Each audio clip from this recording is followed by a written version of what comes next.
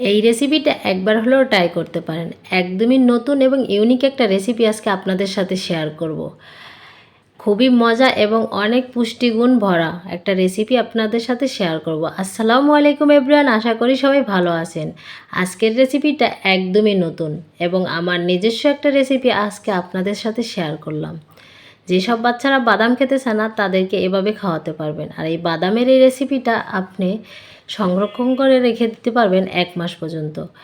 যখনই আপনার মনে হবে তখনই আপনি আপনার বাচ্চাকে এটা অল্প করে বের করে দিবেন আর দেখবেন খুব মজা করে খাবে। আর এটা বড় থেকে ছোট সবারই পছন্দের একটা রেসিপি। আশা করি আজকের রেসিপিটা আপনাদের ভালো লাগবে। ভালো লাগলে অবশ্যই আমার পাশে থাকবেন আর ফুল ভিডিওটা দেখার অনুরোধ রইল। ফুল ভিডিওটা কিন্তু দেখবেন, একদমই স্কিপ করে দেখবেন না। আমি কিন্তু চুলায় চলে আসছি আর এখানে ছোট্ট একটা বাটি দিয়ে 1 বাটি চিনি নিয়ে নিয়েছি। চিনিটা আমি কড়াইতে দিয়ে দেব। আর এখানে পরিমাণ মতন একটু পানি দিয়ে দেব। পানি দিয়ে চিনিটাকে ভালো করে নাড়াচাড়া করে জাল করে নেব। জাল করে এটাকে ক্যারামেল করে নেব। আর এই রেসিপিটা বানাতে কোনো রকম কোনো উপকরণ লাগবে না, আপনার ঘরে যা কিছু আছে তাই দিয়ে বানাতে পারবেন। আর বাদাম কম বেশি আমাদের সবার ঘরেই থাকে, চিনি তো থাকেই। এটা বানাতে কোনো ঝামেলা নাই, একদম ঝামেলাহীন একটা রেসিপি আজকে আপনাদের সাথে শেয়ার করলাম। মাত্র 2টা উপকরণ দিয়ে খুবই মজার একটা পুষ্টিগুণ ভরা একটা রেসিপি আপনি আপনার পরিবারকে বানিয়ে দিতে পারেন। আশা করি সবাই অনেক খুশি হবে এই রেসিপিটা পেয়ে। আমার বাচ্চারা অনেক পছন্দ করে আর খেতেও অনেক মজা লাগে কিন্তু এটা। বিশেষ করে বাচ্চারা কিন্তু অনেক বেশি পছন্দ করে একটু মিষ্টি জাতীয় খাবার। আর আমি এখানে ব্যবহার করছি লাল চিনি। এটা লাল চিনি সাদা চিনির চেয়ে কিন্তু লাল চিনিটা অনেক বেশি ভালো। আমি এখানে লাল চিনি নিয়েছি। লাল চিনির ঘনত্ব অনেক বেশি, দেখেই বুঝতে পারতেছেন যে আমি অনবরত নাড়তেছি, এটা ঘন হয়ে যাচ্ছে। ক্যারামেল কিন্তু হয়ে গেছে, এই যে দেখুন একদমই ঘন একটা ক্যারামেল হয়েছে। মনে হয় যেন এখানে কিছু অ্যাড করা হয়েছে, না একদমই কিছু অ্যাড করা হয় না, যেহেতু লাল চিনি তার ঘনত্ব বেশি।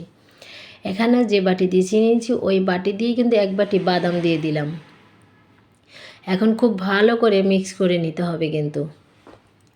আমি এখন চুলাটা বন্ধ করে দিয়ে আমি বাদামগুলোকে খুব ভালো করে মিক্স করে নেব, নয়তো পুড়ে যাবে, তিতা হয়ে যাবে। আমি চুলাটা বন্ধ করে দিয়ে দিছি। এখন নেড়ে ছেড়ে খুব ভালো করে মিক্স করে নেওয়া হয়ে গেলে এখন এটাকে আমি নামিয়ে নেব।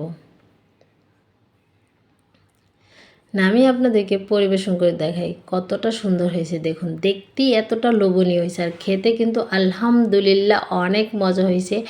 একবার হলেও ট্রাই করবেন, আপনার বাচ্চাদেরকে বানিয়ে দেবেন বা আপনার পরিবারের সকলকে বানিয়ে দেন, অবশ্যই তারা অনেক খুশি হয়ে যাবে এরকম একটা মজার রেসিপি পেয়ে।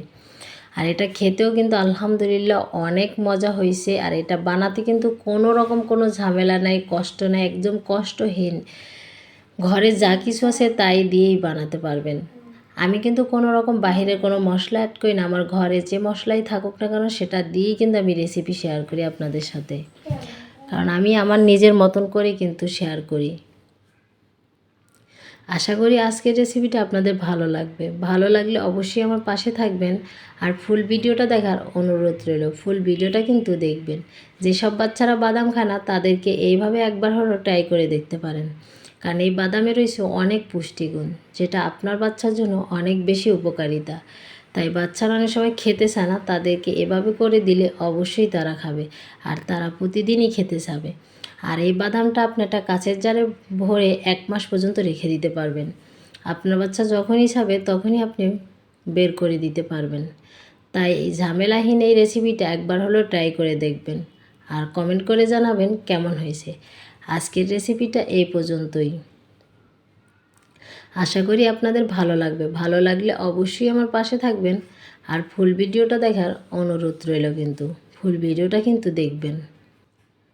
এই যে দেখুন আমি কাঁচের জারে ভালোভাবে ভরে নিয়েছি। এখন এটাকে আমি ঢাকনা লাগিয়ে রেখে দিব আমার যতদিন ইচ্ছা ততদিন। 1 মাস পর্যন্ত তো আলহামদুলিল্লাহ এটা সব ভালো থাকবে। তারপরে যেহেতু মিষ্টি জাতীয় খাবার সেটা গলে যেতে পারে। আর সবাই ভালো থাকবেন, সুস্থ থাকবেন। আল্লাহ হাফেজ।